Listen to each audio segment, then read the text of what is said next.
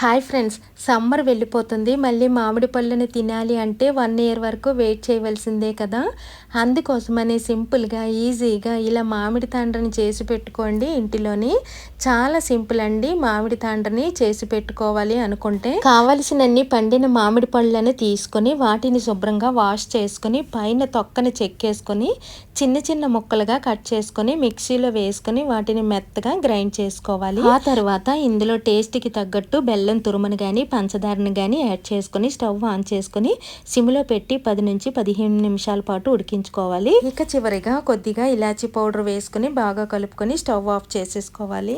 ఇప్పుడు ఒక ప్లేట్ని తీసుకొని నేను వీడియోలో చూపిస్తున్నట్టు ఆ ప్లేట్కి నెయ్యి అప్లై చేసుకొని ఆ తర్వాత ఉడికించిన మ్యాంగో జ్యూస్ని వేసుకొని ఆ ప్లేట్ మొత్తం ఇలా అప్లై చేసుకొని 3 రోజుల పాటు ఎండలో ఎండబెట్టుకోవాలి. సో ఇప్పుడు మీకు చూపిస్తుంది ఏదైతే 3 రోజుల పాటు ఎండలో ఎండబెట్టిన మామిడి తాండ్రండి. ఇది చాలా పర్ఫెక్ట్గా వచ్చింది. అలాగే టేస్ట్ అయితే అదిరిపోతుంది. మీరు తప్పకుండా ట్రై చేయండి. ఫ్రెండ్స్, మీలో ఎంతమందికి మామిడి తాండ్ర ఇష్టమో నాకైతే ఒక కమెంట్ చేయండి. ఈ వీడియో కానీ నచ్చినైతే లైక్ చేయండి, షేర్ చేయండి, సబ్స్క్రైబ్ కూడా చేసుకోండి.